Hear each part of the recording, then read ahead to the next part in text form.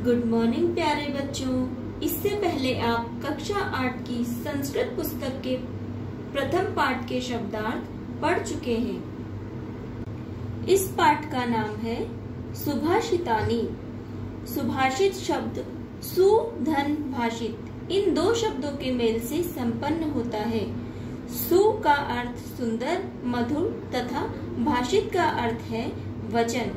इस तरह सुभाषित का अर्थ सुंदर मधुर वचन मतलब ऐसे विद्वान लोगों या महापुरुषों द्वारा कहे गए सुंदर वचन जो हमें अच्छा जीवन जीने की प्रेरणा दे।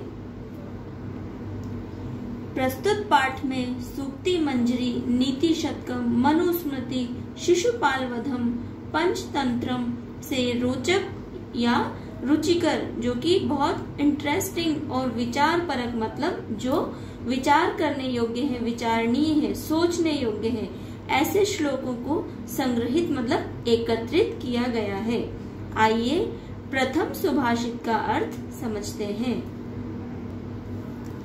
गुणा गुणज्ञेषु गुणा भवन्ति ते निर्गुणं प्राप्य भवन्ति दोषः सुस्वादुतो यः प्रभवन्ति नद्यः समुद्रम् आसाद्य भवन्ति अपेयः। गुणा गुणज्ञेषु गुणा भवन्ति मतलब गुणियों में ही गुण होते हैं। ते निर्गुणं प्राप्य भवन्ति दोषः अर्थात वे गुण जो है मतलब वे मतलब गुण, वे निर्गुण मतलब अवगुण में यदि मिल जाते हैं तो वे दोष बन जाते हैं। कहने का मतलब है जो गुणी व्यक्ति है वह यदि अवगुण वाले व्यक्ति की संगत में रहने लगे तो उसके जो गुण होते हैं, उसकी जो विशेषताएं होती है वे बुराइयां बन जाती है। यहाँ पर कवि ने इस उदाहरण द्वारा समझाया है कि सुस्वादुतोयः प्रभवन्ति नद्यः। सुस्वादुतोयः मतलब सु मतलब अच्छा, मीठे, मीठा जल मतलब तोयः मतलब जल मतलब मीठे जल वाली नदियां। प्रभवन्ति मतलब बहता है, नद्य मतलब नदियां। नदियों में मीठा जल बहता है या नदियां मीठे जल को देने वाली होती है। परंतु समुद्रम आसाध्य मतलब मिलकर, समुद्र में मिलकर। भवन्ति मतलब हो जाती है। भवन्ति अपेया, अपेया मतलब पीने योग्य नहीं रहती है। यहाँ पर कवि संगति का महत्व बताते हुए कहते हैं कि हमारे अंदर जो अच्छी आदतें हैं या अच्छे गुण हैं वे गुण तभी रहते हैं जब हम अच्छे मनुष्यों के साथ रहते हैं। बुरी संगत में रहने पर हमारे गुण अवगुण बन जाते हैं। जिस प्रकार नदियां जो कि पीने योग्य मीठे जल वाली होती है परंतु जब वे खारे पानी वाले समुद्र में मिल जाती है तो वे अपने मीठेपन यानी कि अपने गुण को खो देती है और समुद्र के खारे पानी में मिलकर पीने योग्य नहीं रहती। तो बच्चों हमें अच्छी संगत करनी चाहिए। यहाँ पर कवि ने अच्छी संगत और बुरी संगत के बारे में बताया है। ये दूसरा सुभाषित पढ़ते हैं। साहित्य संगीत कला विहीनः साक्षात् पशु पुच्छ विषाणहीनः तृणं न खादन् अपि जीवमानः तद्भागधेयं परमं पशूनाम्। मतलब साहित्य मतलब हमारे ग्रंथ या शास्त्र, संगीत मतलब आप सब जानते हैं, कला मतलब आर्ट,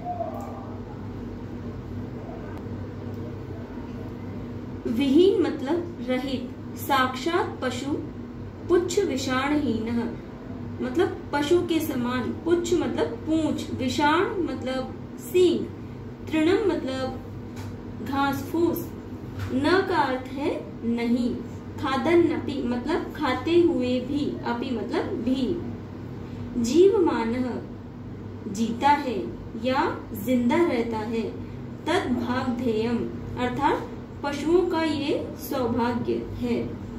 परम मतलब बहुत ज्यादा।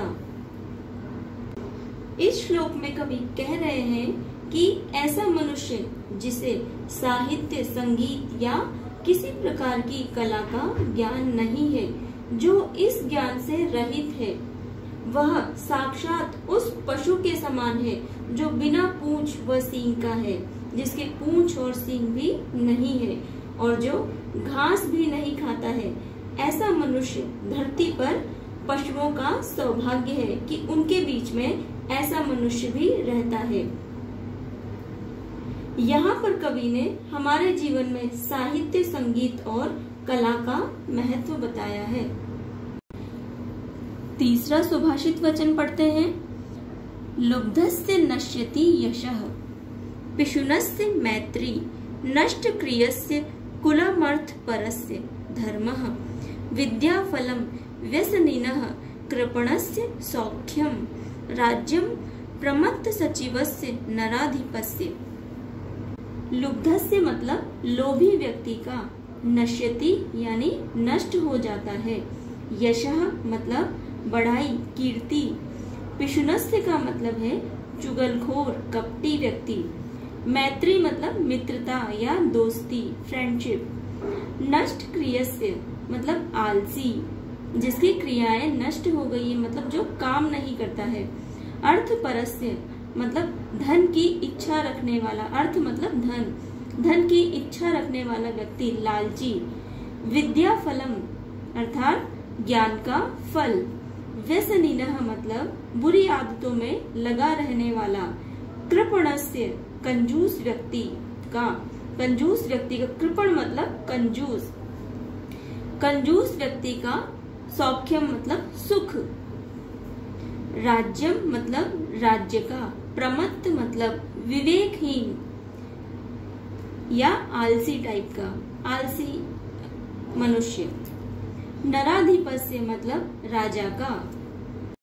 इस श्लोक का पूरा अर्थ हुआ कि लोभी व्यक्ति का यश नष्ट हो जाता है, उसकी कीर्ति नष्ट हो जाती है, क्योंकि वह लोभ के कारण अपना अच्छा या बुरा नहीं सोच पाता, और चुगलखोर व्यक्ति की मित्रता मतलब दोस्ती भी नष्ट हो जाती है।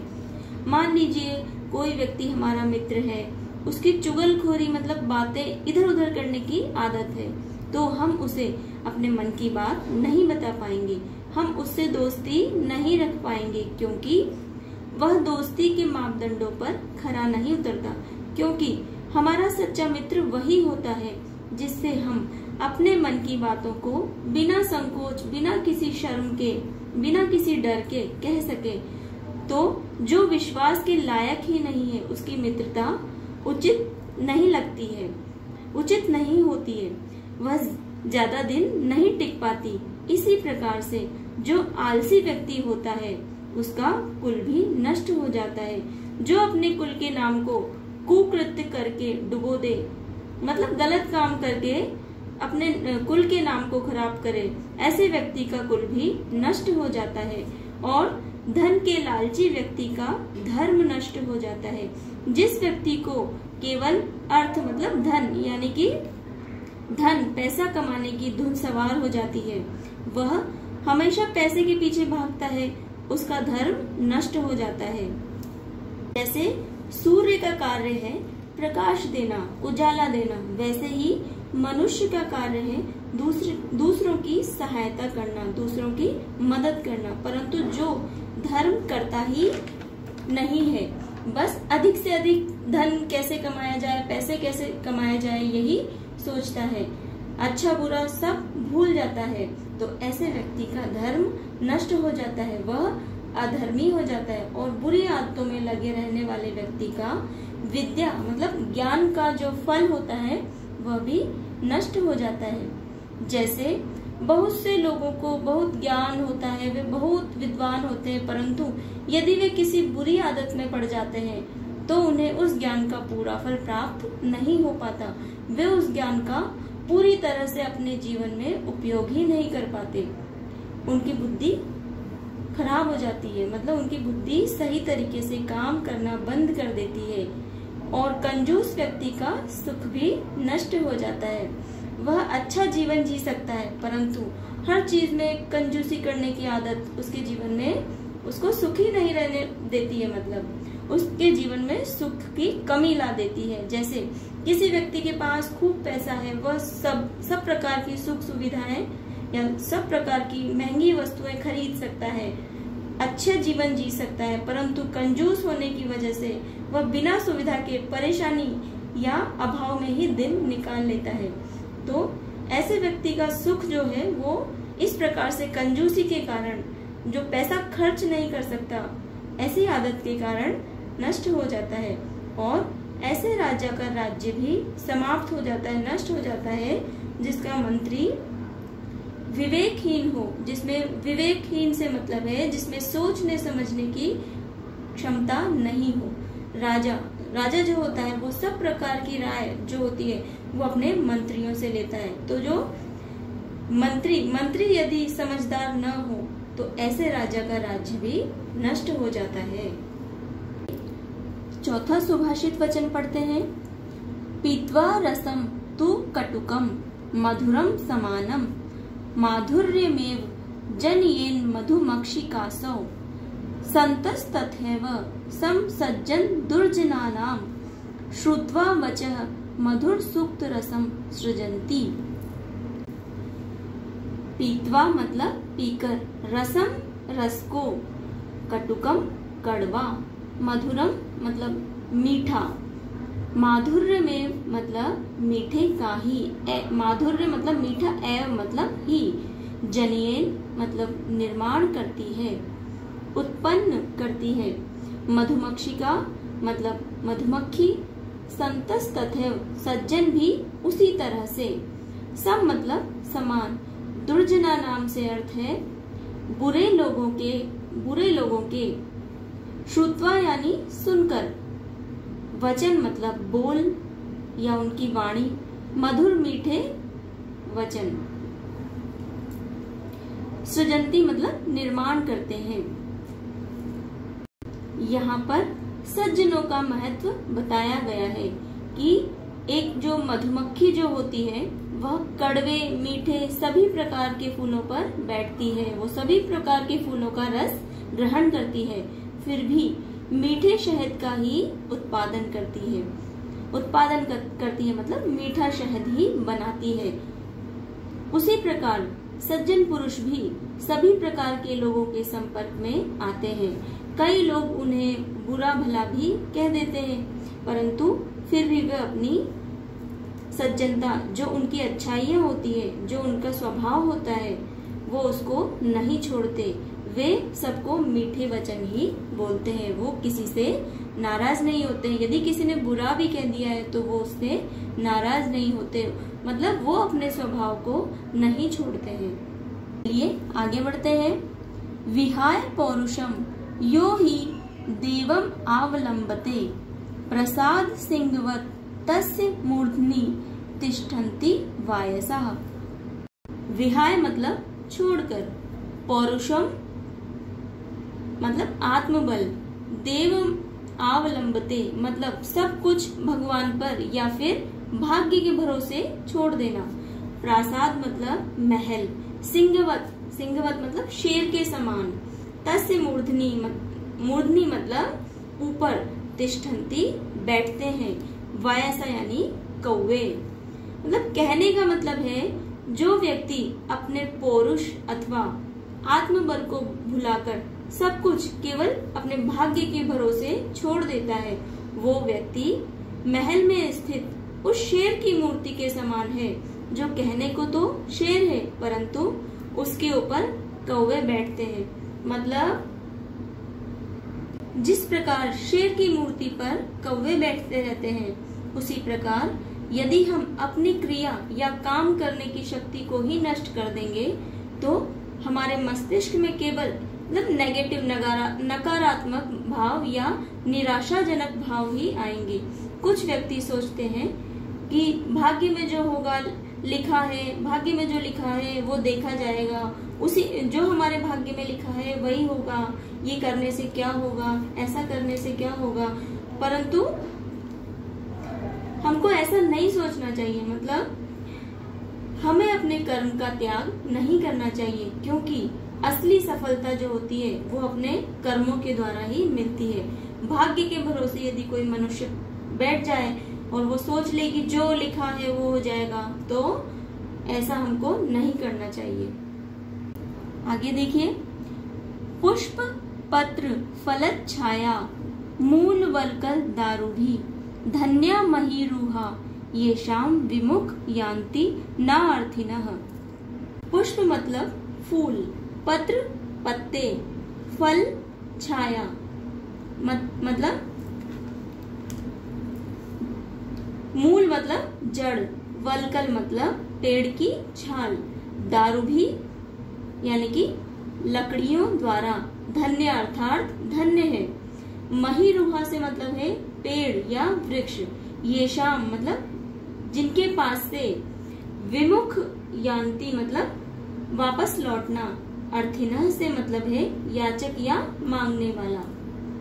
अर्थात फूल, पत्ते, फल, छाया, मूल अर्थात जड़, वल्कल मतलब पेड़ों की छाल, लकड़ियां आदि प्रदान करने वाले वो वृक्ष जो है वो धन्य है, मतलब जिनके सामने से कोई भी याचक खाली हाथ या निराश होकर नहीं लौटता।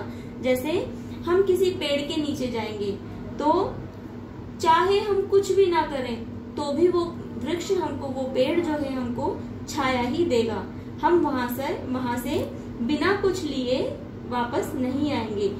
तो ऐसे जो वृक्ष हैं वो धन्य है, उनको यहाँ पर वृक्षों की प्रशंसा की गई है। अब इस पाठ का अंतिम श्लोक पढ़ते हैं। चिंतनीया ही विपदाम आदावेव प्रतिक्रिया न कूप खननम युक्तम प्रदीप्ते वनहीना गृहे। चिंतनीय मतलब चिंता करना, सोचना, विचार करना, विपदाम मतलब समस्या, आदावेव प्रतिक्रिया मतलब आने पर, प्रतिक्रिया करना, समस्या आने पर प्रतिक्रिया करना, कूप खननम कुआं खोदना, युक्तम मतलब युक्त, प्रदीप्ते मतलब जलना, वनहीना मतलब आग, गृह मतलब घर। अर्थात यदि कोई विपत्ति या परेशानी, समस्या आने वाली है तो उससे बचने का हल हमें पहले ही ढूंढ लेना चाहिए। इसके व्यंग में एक बात कही गई है कि घर में आग लगने के बाद कुआं खोदना कोई बुद्धिमानी का काम नहीं है। इसलिए कहा गया है कि किसी समस्या का हल चिंता करने से नहीं, बल्कि समय रहते सोच समझकर उसका उपाय खोज लेने से ही हो सकता है।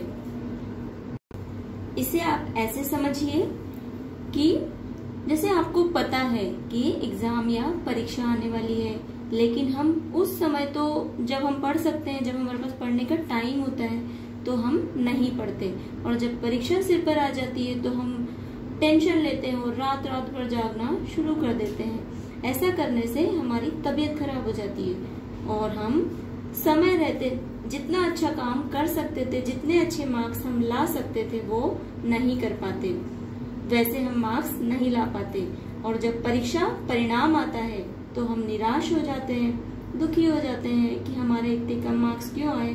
तो इसीलिए मतलब विद्वान लोगों ने कहा है कि समय रहते हमें आने वाली समस्या या परिस्थिति का उपाय सोच लेना चाहिए, परिस्थिति का उसका जो उससे बचने का जो उपाय है वो सोच लेना चाहिए। यदि हम ऐसा करते हैं तो जीवन में बिना तनाव या चिंता मुक्त मतलब प्रसन्न रह सकते हैं।